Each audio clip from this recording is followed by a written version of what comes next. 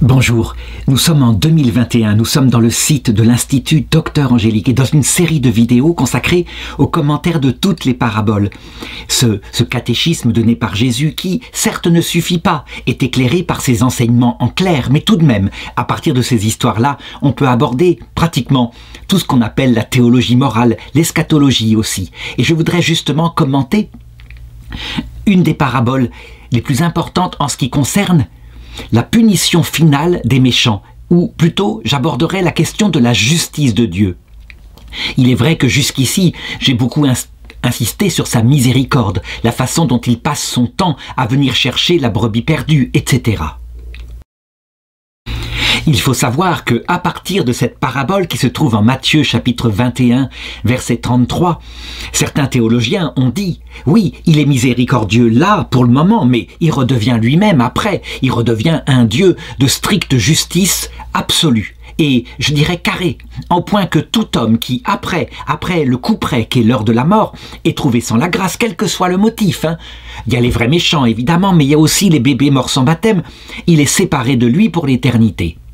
Donc, pour bien montrer à quel point, attention, on ne peut pas se servir que d'une parabole comme cela qui se termine évidemment par une phrase très dure. Voilà ce qu'il est dit. Matthieu 21, 41. Ceux qui écoutaient sa parabole lui dirent « Que fera-t-il à ces misérables ?» Eh bien, il les fera périr misérablement et il louera sa vigne à d'autres vignerons. Il y a une conclusion encore plus terrible dans la parabole des mines, en Luc chapitre 19, verset 27. « Quant à mes ennemis, ceux qui n'ont pas voulu que je règne sur eux, amenez-les ici et égorgez-les en ma présence. » En prenant ce texte-là pour ceux qui voulaient véritablement que Jésus, évidemment, ne soit pas ce qu'il a montré à la croix, eh bien, ils ont réussi à faire de Jésus quelqu'un d'impitoyable, quelqu'un qui, justement, applique une justice que nous-mêmes, maintenant, dans nos procès, dans nos tribunaux, nous n'appliquons pas. Je veux dire que nous ne traitons pas de la même façon un criminel par passion et un criminel par préméditation. Donc, si nous-mêmes, nous avons une capacité à discerner les différents motifs qui provoquent les crimes, les délits, etc., alors notre Maître Céleste, lui, condamnerait à l'éternité de la séparation avec lui des gens pour n'importe quel motif. On voit bien que non. Donc il faut faire coïncider cette parabole magnifique avec, il ne faut pas oublier, avec ce que Jésus a montré à la croix. Donc, je voudrais montrer ce que c'est que la justice de Dieu. Et elle est juste, véritablement, au point que Jésus le dit dans les Béatitudes. Heureux les assoiffés de justice, ils seront rassasiés. Alors, je lis cette parabole qui a un avantage, c'est que, en quelques lignes, elle nous raconte la totalité de ce qui s'est passé dans l'Ancien Testament, dans le Nouveau Testament, véritablement. Comment Dieu, sans cesse, est revenu chercher l'humanité.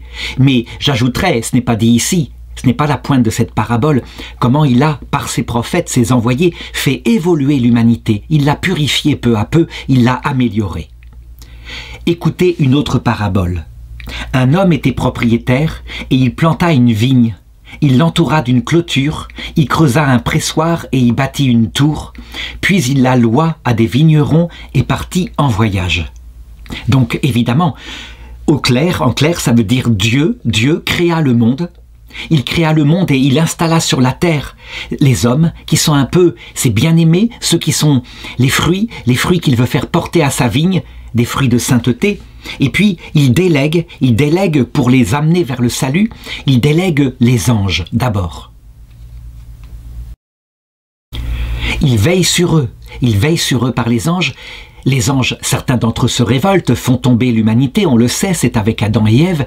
Eh bien, Dieu n'abandonne pas sa vigne, mais la délégation se fait alors par des hommes qu'il va envoyer un par un, ce qu'on appelle les prophètes. En tout cas, il est certain que cette parabole montre que Dieu, absolument, n'abandonne pas sa vigne. Verset 34. Quand approcha le moment des fruits, il envoya ses serviteurs aux vignerons pour en recevoir les fruits. Mais les vignerons se servirent de ses serviteurs, battirent l'un, tuèrent l'autre et lapidèrent un troisième. C'est quoi le moment où on peut récolter les fruits? Eh bien, c'est l'heure de la mort. C'est le moment où on arrive dans l'autre monde, après la vie terrestre. Je l'ai dit, tout ce qui est raconté sous forme de conte comme cela est aussi en clair dans d'autres endroits dans l'Écriture. Par exemple, le fait que notre Dieu, donc Jésus-Christ, celui qui est là, qui est derrière moi représenté, a envoyé divers serviteurs, ces prophètes, sur la terre, eh bien c'est raconté en Matthieu chapitre 23 verset 37 quand Jésus pleure sur Jérusalem. Jérusalem, Jérusalem, toi qui tues les prophètes et lapides ceux qui te sont envoyés. Combien de fois ai-je voulu rassembler tes enfants à la manière dont une poule rassemble ses poussins sous ses ailes, et vous n'avez pas voulu. Voici que votre maison va vous être laissée déserte. Alors je sais, certains, se servant de ces textes-là, disent « Vous voyez, c'est le peuple juif le coupable ». Ils racontent n'importe quoi. Le peuple juif est simplement le petit peuple, un peuple qui tient sur un territoire grand comme la Bretagne, que Dieu prend pour en faire le symbole de notre humanité. Jérusalem, c'est nous-mêmes. Jérusalem, c'est notre cœur où Dieu devrait habiter, dans le temple.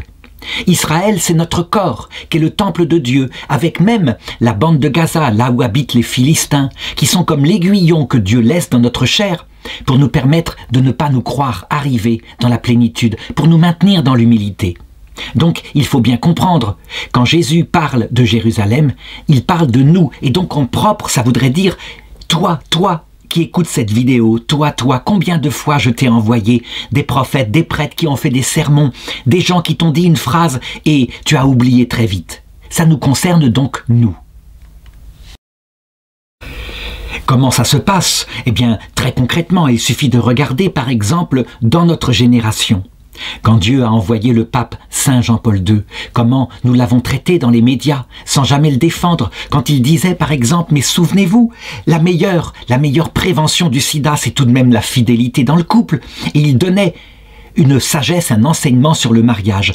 Comment même il y a eu un ministre pour porter plainte contre lui pour crime contre l'humanité, au prétexte que il empêchait les gens de jouir sans entrave et que du coup les Africains n'allaient pas porter de préservatif et attraper le sida. On en était là. Donc, persécution parfois matérielle, en tout cas dans l'Ancien Testament, persécution spirituelle dans le Nouveau Testament. Qu'on se souvienne par exemple de tous ces prêtres qui voulaient rester fidèles à l'enseignement de l'Église et qui, de l'Église même, par un certain clergé à donner au monde, ont été mis de côté, persécutés, parfois réduits à l'état laïque, parfois on leur a confié une paroisse avec 20 fidèles âgés de plus de 80 ans pour bien les neutraliser. Il y a eu ça aussi, il faut bien le savoir. Mais ce n'est pas la peine d'aller chercher comme ça ce qui s'est passé dans notre génération, c'est valable pour toutes les générations. À l'époque de Louis XIV, Saint Louis-Marie Grignon de Montfort qui prêche la Vierge Marie et qui est interdit dans bien des diocèses de prêcher, il est trop absolu, il détourne trop les gens de leur devoir de la terre, il les centre vers le ciel. Et puis, notre propre cœur à nous. Lorsque nous nous détournons de Dieu pour nous remettre dans les choses qui nous intéressent, de la terre, l'argent, les plaisirs égoïstes, les vanités, le fait de briller devant les autres. Le verset 36 continue et dit « En nous visant, je l'ai dit, il faut d'abord la regarder pour soi. De nouveau, il envoya d'autres serviteurs plus nombreux que les premiers et ils les traitèrent d'eux-mêmes. » Du coup, si je résume, pour savoir ce qui tue les prophètes, eh bien je dirais, finalement, il y a 3 grands ennemis de Dieu, 3 grands antéchrists. Premièrement, c'est vrai, il y a le démon, je vais en parler tout à l'heure, par rapport à la mort de Jésus-Christ. Mais le démon, c'est celui qui est invisible, qui tire les ficelles et qui appuie sur nous-mêmes. Il y a nos propres pulsions d'égoïsme, liées aux besoins de sécurité, de valorisation, d'autonomie, et qui nous fait nous centrer sur l'argent, sur le plaisir égoïste, sur la gloire, qui nous donne de la valorisation. Et puis, le 3e ennemi, c'est le monde, évidemment, avec ses travers, le monde qui ne cherche que réussir brillamment, tant que nous sommes vivants, construire une civilisation, et on se moque de la vie éternelle, évidemment. Alors, j'insiste aussi, je parle ici des ennemis dont la punition est sévère à la fin. Mais attention, il ne faut pas oublier les autres paraboles, les autres enseignements de Jésus. En effet, premièrement, le démon n'aurait aucun pouvoir auprès de nous si Dieu ne lui permettait. Le démon n'est qu'un petit être, une créature. Deuxièmement, les pulsions qu'il y a en nous, Le Seigneur les a mises en nous, volontairement après le péché originel. On appelle cela le fomes peccati. Il ne l'a pas fait pour nous nuire, il l'a fait pour nous rappeler que nous sommes petits, donc pour nous sauver de l'orgueil. Comme dit saint Paul, Dieu a soumis tout homme à la désobéissance, afin de lui faire miséricorde. Ça veut dire, attention, de ne pas interpréter cela uniquement dans le sens de « attention, la punition va arriver éternelle ». Je montrerai pour qui la punition éternelle est valide. Comme toujours, cette parabole se lit à la lumière de toute la doctrine catholique. De même, si le monde est adonné au péché et le règne de Satan est sur ce monde, eh bien, Dieu le permet aussi. S'il voulait, il pourrait maintenant apparaître à chacun d'entre nous et nous verrions le règne de Lucifer baisser. Il garde manifestement cette apparition pour un autre moment. Il la donnera, je le montrerai. Mais pour le moment, manifestement, dans ce purgatoire premier qu'est la terre, Dieu a une sagesse particulière. Il n'empêche, ce texte-là signifie quelque chose et je vais le décrire. Verset 37, là va être raconté le sommet de l'amour de Dieu. Finalement, il leur envoya son fils, et en se disant, ils respecteront mon fils. Mais les vignerons, en voyant le fils, se dirent par devers eux, celui-ci est l'héritier, venons, tuons-le, et que nous ayons son héritage. Et le saisissant, ils le jetèrent hors de la vigne et le tuèrent. Alors, justement, prenons maintenant le Fils, dont je dis que ce ne sont pas les Juifs qui l'ont tué. Quand on dit les Juifs homicides, c'est nous-mêmes qui l'avons tué. Nous étions à la croix à chaque fois que nous avons péché contre notre prochain. Donc que s'est-il passé très exactement? Eh bien, si je reprends les 3 ennemis que je viens d'indiquer, on peut dire que les 3 ont participé à sa mort. D'abord, le démon. Le démon, c'est celui qui règne sur les enfers, le séjour des morts, et des millions de gens y sont, et jamais aucun d'eux n'a vu Dieu face à face. Il triomphe donc à ce moment-là, en cette année 33 après Jésus-Christ, là où la croix va se profiler. Il n'a jamais perdu un seul être humain. Personne n'est entré dans la vision béatifique, ce qui correspond à son combat, parce que il veut prouver à Dieu que l'humanité entière se révolte contre son projet, que personne n'en veut, que les hommes eux-mêmes, les créatures que soi-disant sont ses chefs-d'œuvre, qui seront davantage orientés vers l'humilité et l'amour, méprisent cette humilité et cet amour. Et il gagne. De fait, là, il va triompher, le démon. Il a bien entendu, le Christ qui prêche ce genre de parabole-là, où il dit: eh bien, il les fera périr misérablement, ceux qui tuent le Fils. Et donc il se dit, je vais faire tuer le Fils. Évidemment, comme dit saint Paul, il ne se doute pas que c'est le Fils unique, l'Éternel, le Verbe de Dieu. S'il avait su que c'était le Seigneur de la gloire, ajoute saint Paul, jamais il ne l'aurait fait tuer. Le démon n'est pas idiot, il sait qui est Dieu. Non, il pense que c'est un envoyé de plus, le fils adoptif unique, c'est-à-dire un homme très juste, parfaitement saint. Et donc, si le démon peut arriver à faire tuer ce fils adoptif, parce qu'il n'imagine même pas l'incarnation, le démon lutte contre cette question de l'humilité. Et donc, il ne peut pas admettre que Dieu est humble dans son essence. Ça non, jamais. Donc, qu'est-ce qu'il fait? Eh bien, il excite les êtres humains contre le Christ. D'abord, par nos pulsions. Il met cette espèce de sombre agacement dans les personnes en particulier, les personnes qui sont les autorités du peuple juif parce qu'ils sont adonnés à leur gloire. Donc c'est très facile d'appuyer comme Satan sur la pédale de leur pulsion, qui est le pouvoir en particulier, et de faire qu'ils ne supportent pas le discours de Jésus.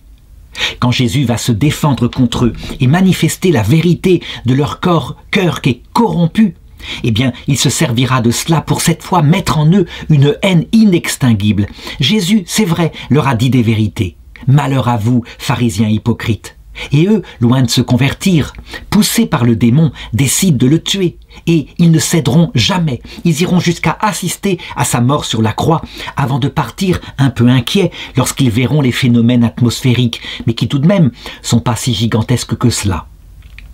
Et puis, troisièmement, le démon appuie sur le monde entier. Ça veut dire que le message de Jésus qui parle de la vie éternelle, fondée sur l'amour de Dieu et l'amour du prochain, sur l'humilité. C'est le message inverse du monde qui, lui, avec son bon sens, dit « mais non, il faut construire sa vie, il faut faire du commerce, il faut accumuler de l'argent et se mettre en sécurité. » Et c'est ce qu'on souhaite à ses enfants. Donc le monde lui-même lutte contre Jésus. Finalement, poussé par le démon, Jésus est attaqué, livré par toutes sortes de procédés mensongers. Ça, c'est la marque du démon. Le baiser de Judas est la marque du démon. Et il est livré, et il est tué. Mais ce que le démon ne sait pas là, ce qu'il ne peut pas savoir et ce qui n'est pas raconté ici, c'est qu'en fait, là, voilà, ce jour-là, il est mis à mort. Le règne du démon est mis à mort. Comment? C'est très simple. Si Jésus-Christ avait cédé à la tentation au désert du démon qui lui avait dit « Eh bien, tu as qu'à te prosterner devant moi et je te donnerai tous les pouvoirs sur la terre. » Qu'aurait-il fait à la croix? Eh bien, quand les gens se moquaient de lui et qui lui disaient « Descends de ta croix », il serait descendu de la croix, comme ça, lumineux et brillant. Et puis il aurait abattu quelques méchants, les aurait réduits en cendres. Il aurait prouvé qu'il est Dieu là. Mais il aurait trahi la mission qu'il s'était donnée, de prouver que Dieu est amour. En ne tuant personne de ceux qui l'insultaient, il a prouvé quelque chose qui nous permet de lire cette parabole. Que la mise à mort, elle va être comme je vais l'indiquer, et non pas une vengeance. Si Dieu était vengeance, comme le pensent certains scolastiques, alors il aurait exercé sa vengeance dès le moment de la croix. Donc, qu'est-ce qui se passe à ce moment-là, ce vendredi saint qui est le cœur battant, le centre de l'histoire du monde? L'âme de Jésus descend dans le Shéol, le séjour des morts, là où règne Lucifer. Et d'un coup, il révèle à ces âmes, ces millions d'âmes, qui sont des âmes qui avaient été traînées par terre par le démon dans des tas de péchés de faiblesse. Il s'amusait à appuyer sur les pulsions de leur jalousie, de leur haine. Il révèle son amour, il leur fait miséricorde. C'est ce que raconte saint Pierre. Il est apparu à ceux qui avaient refusé de croire. Je sais que c'est contre-intuitif par rapport à cette eschatologie scolastique, mais il est apparu à ces millions de gens qui étaient morts au déluge, et seuls 8 avaient été sauvés. Donc les gens disaient, dans une scolastique du Moyen-Âge, vous voyez, il y a très peu de gens sauvés, ils sont 8 en tout.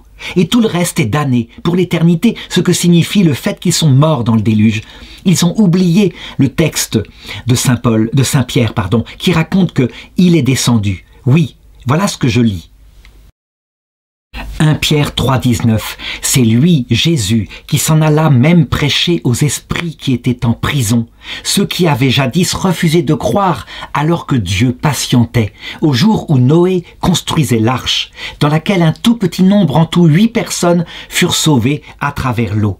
C'est pour cela, en effet, que même aux morts a été annoncée la bonne nouvelle, afin que, jugés selon les hommes dans la chair, ils vivent selon Dieu dans l'esprit. Oui, ils sont vivants. Et ça veut dire quoi? Eh bien, le règne du démon est fini. Parce que, en montrant, en expliquant cette foi, non pas seulement par son discours intellectuel, comme il l'a fait 3 ans, mais par les actes de sa mort sur la croix, en expliquant à ces âmes que toutes les souffrances qu'ils avaient vécues, et ce temps de Shéol-là, entre ce monde et l'autre, étaient pour les sauver, pour les introduire dans la vision béatifique, que Dieu se servait de toutes ces persécutions pour créer en eux un cœur modeste, un cœur brisé, un cœur avec la kénose, donc cette humilité profonde. Eh bien, tout prend sens. Et donc, beaucoup, pas tous, je vais le montrer à la fin, mais beaucoup, à ce moment-là, ont vu le règne de l'antéchrist, du démon, balayé par sa venue. Et l'ont suivi le Christ. Ils l'ont suivi plein de reconnaissance dans sa vision béatifique, dans le paradis éternel. À commencer par le bon larron, crucifié à la droite de Jésus. Alors certains diront, mais c'est n'importe quoi, vous faites dire à la parabole l'inverse, vous faites dire que la mise à mort consiste à être sauvé, alors qu'elle dit l'inverse. Eh bien, je vais maintenant commenter en ce qui concerne la justice. Là, j'ai insisté une fois de plus pour bien montrer comment lire les paraboles avec le reste de la révélation sur la miséricorde. Parlons maintenant de la justice. Verset 40. Lors donc que viendra le maître de la vigne, donc c'est Jésus qui revient dans sa gloire, qui descend donc là d'abord, le vendredi saint dans le Shéol, et puis, comme dit le catéchisme de l'Église catholique, qui le fait aussi à chaque fois que nous mourrons, il vient nous chercher dans le passage de la mort. Que fera-t-il à ces vignerons-là? Alors ils lui dirent, Il les fera périr misérablement. Il louera la vigne à d'autres vignerons qui lui en livreront les fruits en leur temps. Interprétation de Lucifer, qui entend cette parabole, qui est là, qui est toujours auprès de Jésus. Les autres qui vont faire porter des fruits à la vigne, c'est qui? Ben c'est nous les anges. Ça y est, si on tue le fils là qui est en train de prêcher, Dieu va cette fois se décourager, il va renoncer à son projet et il va donner, comme nous le demandions au début, la gestion de l'humanité, la gestion de la terre, de l'univers, aux anges qui l'ont fabriqué. Eux sont intelligents, ils vont le faire selon l'ordre de l'intellect. Le plus intelligent est donc Lucifer, Dieu est évidemment au-dessus, hein. Attention. Et puis on a la hiérarchie des anges, et au-dessous on acceptera les hommes, et puis ensuite les femmes, et ensuite les animaux. Pas de problème, mais c'est l'ordre de l'intellect qui va être fait, et ça portera des fruits. Donc le démon se dit, je vais faire cette fois ma victoire finale, échouer le projet de Dieu qui lui a un ordre inverse. Le plus petit est le plus grand, le plus humble est le chef. Et donc la Vierge Marie, le démon dit, cette bonne femme, méprisable, bête comme un pied, dit-il, cette bonne femme qui est la reine des anges, il va retourner son projet, il va bien voir que ça ne marche pas cette fois. Et donc il se déchaîne, il fait tuer le Messie, et c'est comme ça qu'il est vaincu. Il n'avait pas compris que le Messie était Dieu et qu'il était en train de démontrer à l'humanité que lui, Lucifer, était menteur, que Dieu est amour. Donc du coup, dans cette perspective, essayons d'interpréter maintenant la vengeance, la punition finale. Eh bien, je l'ai dit, nous devons admettre que Dieu est miséricorde et justice. Il ne faut pas séparer ce qui est uni. De même, en Dieu, il y a la vérité. Quand un péché est fait, c'est un péché. Mais il y a la miséricorde. Ça veut dire qu'il sait reconnaître les personnes et les accueillir. Il y a toujours deux témoins qui manifestent qui est le Messie. Deux vertus qui s'équilibrent l'une l'autre. Si on insiste trop sur l'amour, alors il n'y a plus de justice. Péchons, péchons, bonnes gens. Dieu est amour, il pardonnera. Si on insiste trop sur la justice, alors on a peur de Dieu, il n'y a plus d'amour et on fait tuer, on meurt, on fait tuer la sagesse de la croix telle que Jésus nous l'a révélée. Il faut donc les deux. Et je voudrais maintenant montrer ce que c'est que la justice. Elle sera accomplie. Dans ces vignerons homicides, il y a deux sortes de personnes. Il y a ceux qui tuent parce qu'ils suivent leurs bêtises. C'est ce qu'on appelle le péché contre le Fils. Ils croient que c'est un sale type et qu'ils suivent, je dirais, le groupe. L'humanité, là, c'est un petit troupeau. Et souvent, nous suivons le plus grand meneur. Nous sommes, quelque part, à cause du fomes peccati, dans, je dirais, oui, quelque part, comme un troupeau. C'est comme cela qu'on peut le dire. Ces péchés-là sont des péchés où il y a une part d'ignorance. Elle n'est pas complète, hein. Notre conscience sait au fond d'elle-même qu'on est en train de faire le mal. Mais tout de même, on suit le troupeau. Deuxièmement, il y a en nous, quand on tue, quand on fait le mal, des péchés de faiblesse. Ça veut dire que par exemple, on va suivre le fait d'avoir un peu de plaisir, un peu d'argent à gagner, ou de la gloire qu'on va garder. Cette faiblesse-là, ce sont les convoitises, les trois convoitises dont parle saint Paul. Ces péchés où il y a une part de faiblesse sont de vrais péchés mortels, hein. Certains ont dit, mais non, les péchés mortels, faut trois conditions, matière grave, parfaite lucidité, parfaite maîtrise de soi. Mais attention, quand c'est pas parfait, n'empêche qu'on tue la confiance. Et on le sait bien, on n'a qu'à regarder ce qui se passe dans le couple, hein. Le mari, un peu ivre, qui du coup résiste mal à l'alcool et qui cogne sa femme parce qu'elle a eu, je sais pas, elle a fait un bruit qui l'a énervé. Qu'on me dise pas le lendemain matin qu'il a commis un péché véniel, elle le prend comme ça, parce qu'il était un peu saoul, vous comprenez, mon mari. Mais non, c'est un péché mortel de faiblesse. Ça veut dire que s'il accepte de confesser qu'il a fait ça, qu'il a rebu, de promettre de ne pas boire jamais, de ne jamais recommencer, s'il regrette profondément et qu'il répare les 4 conditions de la confession, elle pourra peut-être lui pardonner. Mais sans ça, il n'y a pas de pardon. Donc attention de ne pas réduire tout ce qui n'est pas parfaitement conscient et maîtrisé à des péchés véniels. Eh bien, ces péchés-là, quand on arrive avec ce genre de péché dans l'autre monde, Jésus le dit textuellement en Matthieu, tous ces péchés seront pardonnés. Ils seront pardonnés de quelle façon? Eh bien, c'est simple. Jésus d'abord commence par détruire en nous l'ignorance. En apparaissant dans sa gloire, dans le Sheol comme il l'a fait, ou à l'heure de notre mort, ou à la fin du monde, comme il le fera à la dernière génération. On voit tout d'un coup ce qui est en jeu, on voit l'Évangile. Et je dirais, il y a Lucifer aussi, c'est ce que dit saint Paul dans 2 Thessaloniciens. Il vient, il nous révèle le mystère de son iniquité. Donc, comme il n'y a plus d'ignorance, il n'y a plus de péché mortel contre le Fils. Ça ne veut pas dire que la personne est sauvée, attention, n'allons pas trop vite. Deuxièmement, il va détruire la faiblesse qui est en nous. Le foyer de péché ne subsiste pas. Pourquoi l'avait-il mis ? Pour l'humilité, c'est le temps de la vie terrestre, de même pour l'ignorance. Et pourquoi l'enlève-t-il ? Parce que, à un moment donné, étant expérimenté après le stage sur la terre, nous savons, à la différence d'Adam et Ève, ce que c'est que vivre loin de Dieu. Donc, si maintenant nous sommes délivrés des faiblesses, des pulsions, des vices qui nous entraînaient vers le mal, nous n'arrivions pas à nous en sortir, entraînés par une sorte de mauvaise habitude. S'il n'y a plus que notre liberté qui est là, c'est parce que dans cette deuxième étape, un choix va être possible, va être fait. C'est logique, hein ? Évidemment, puisqu'il s'agit de choisir entre Dieu et il y aura un mariage d'amour, ou de mépriser ce que Dieu propose. Et ça sera alors le seul péché qui subsiste, que nous transformons parfois à ce moment-là en blasphème contre l'Esprit Saint, qui va être commis à cette étape-là. Donc, un certain nombre de grands pécheurs que nous sommes, quand ils voient le Christ libéré de leur faiblesse, leur fond étant d'abord bon, ils sont comme un arbre, ils tombent du côté du Christ, comme le bon larron. Et puis un certain nombre de nous, lorsque libérés justement de l'ignorance et de la faiblesse, leur fond étant d'abord centré sur eux-mêmes, eh bien ils tombent comme un arbre du côté de Lucifer, ils le suivent. Mais ils le font parfaitement, cette fois, lucidement et parfaitement en maîtrise d'eux-mêmes. C'est le blasphème contre l'Esprit Saint. Voilà ce qu'il se passe. Alors, regardons le sort de tous ces méchants que nous sommes.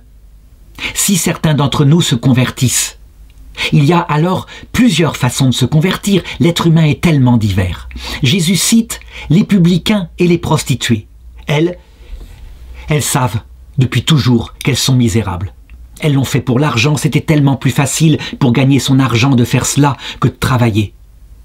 Et puis il y a toujours des clients. N'empêche que, puisque pour rentrer dans la vie éternelle, il faut un cœur sans illusion sur soi et un cœur repentant, eh bien, ces femmes-là, dit Jésus, vont plus vite que nous qui sommes parfaits au paradis. Ça veut dire que, instantanément devant Jésus, elles sont vraies. Elles disent « Seigneur, je ne mérite absolument pas ton salut. T'as vu, tu me remets sur terre, je recommencerai. Je suis misérable. Prends pitié de moi. Dis seulement une parole et je serai guéri. » Je ne veux pas dire qu'il faut être prostitué et pécheur, c'est pas ce que Jésus veut dire, mais leur cœur est orienté plus facilement vers ce que révèle le cœur de Jésus à ce moment-là. Donc, elles, la purification se fait assez vite, je dirais. Elles vont plus vite que nous au paradis. Et puis, il y a nous.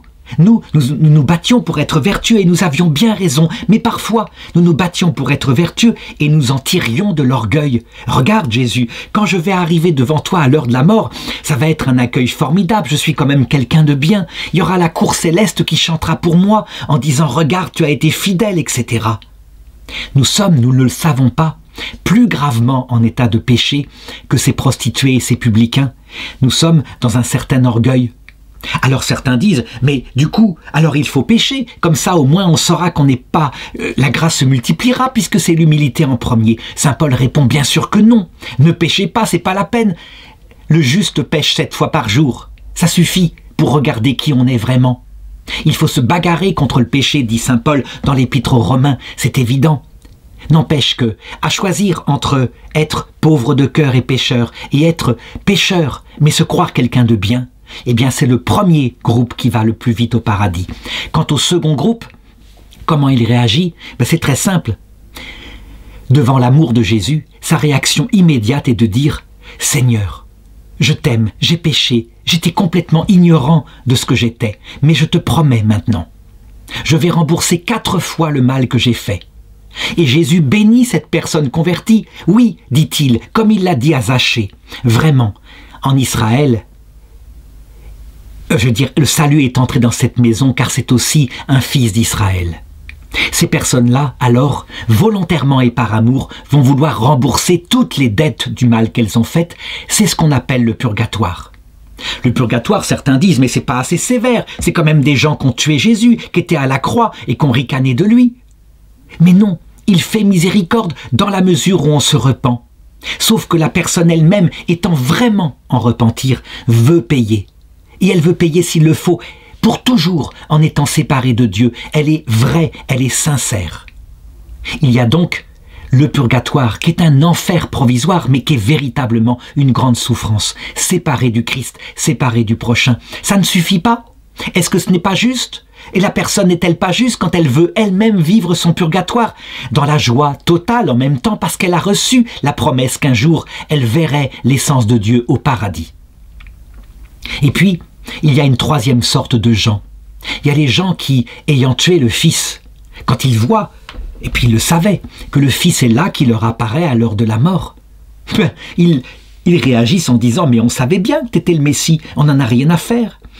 On veut pas de ton projet, c'est tout. Nous, on veut être maître du bien et du mal. On veut choisir le bien et le mal. » Et donc ceux-là, ils maintiennent leur homicide. Ils entrent dans ce qu'on appelle le blasphème contre l'Esprit Saint. Pourquoi ce blasphème n'est-il jamais pardonné? Certains ont dit, mais c'est parce qu'il a péché contre le Saint-Esprit et Jésus est délicat avec le Saint-Esprit. Mais non, c'est pas pour ça. C'est parce qu'ils sont parfaitement lucides, je viens de le dire. Ils sont parfaitement dans la maîtrise de soi. Ils ne reviennent jamais en arrière. Il faut comprendre, hein, c'est ça. Dieu lui-même pardonnerait s'ils se repentaient, mais ils ne se repentent pas et donc ce péché n'est jamais pardonné. La conséquence, c'est quoi? Eh bien, eux, pour le coup, Dieu leur dit, vous réclamez, en plus vous avez l'arrogance de réclamer le mariage avec moi, la vision béatifique, vous voulez le trésor, vous ne l'aurez pas. Et la parole de Jésus est très dure, allez-vous-en, loin de moi, maudit, je ne vous connais pas. Il leur donne, parce qu'ils ne se vengent pas, il leur donne un paradis adapté à leurs souhaits, matériel, un monde gigantesque, grandiose, il leur rendra même leur corps, ils ressusciteront. Il ne se vengera pas plus. Mais eux seront privés de deux choses, voir Dieu et ils n'auront pas de prochain.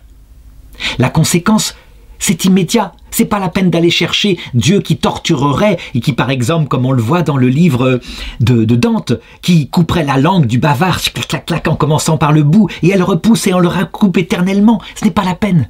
Ces gens-là sont leur propre punition. Leur cœur qui est fait pour voir Dieu préfère crever de ces souffrances-là plutôt que de céder et de se repentir. Non. Et donc, le reste, ces conséquences immanentes de leur péché, c'est pas la peine d'aller chercher plus loin. Dieu est donc juste, vraiment. Pas un justicier comme un gardien de concentration, un justicier qui respecte la liberté de ceux qui n'ont pas voulu l'aimer. Et quand il est dit « il les fera périr misérablement », ça veut dire « il les privera de sa présence et de son amour ». C'est tout. C'est la mort spirituelle, c'est ce qu'on appelle la deuxième mort dans l'Écriture.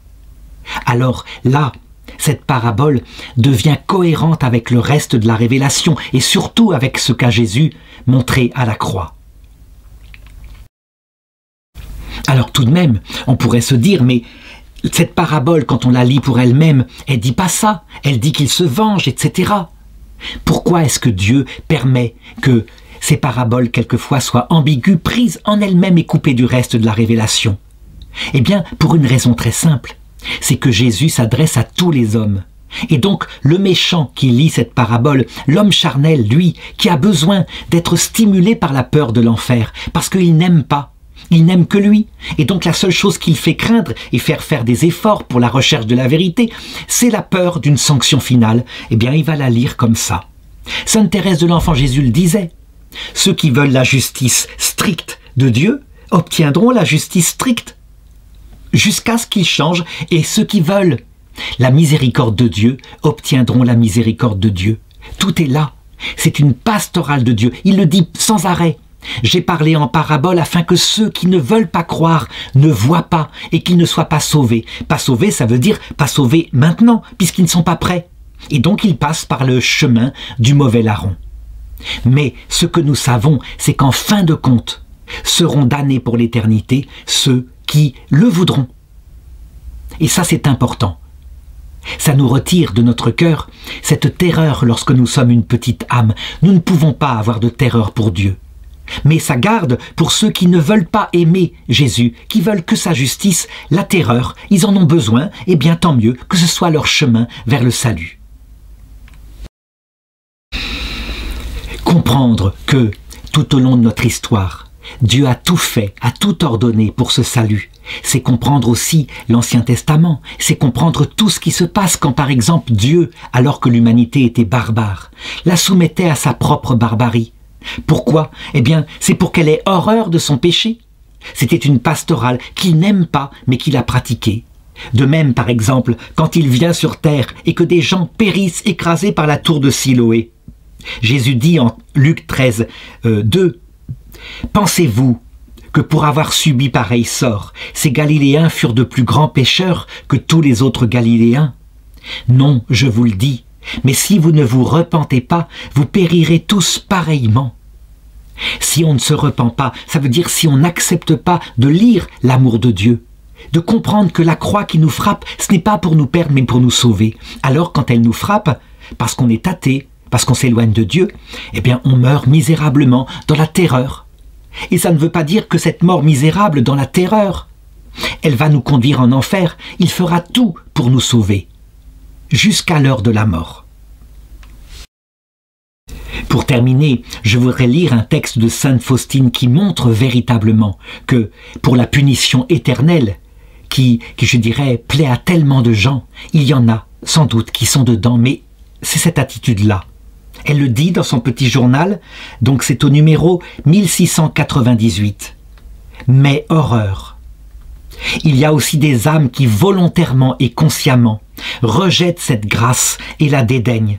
C'est le moment même de l'agonie, mais Dieu dans sa miséricorde donne à l'âme, dans son fort intérieur, ce moment de clarté. Et si l'âme le veut, elle a la possibilité de revenir à Dieu. Mais parfois, il y a des âmes d'une telle dureté de cœur qu'elles choisissent consciemment l'enfer. Elles font échouer non seulement toutes les prières que d'autres âmes dirigent vers Dieu à leur intention, mais aussi tous les autres efforts divins.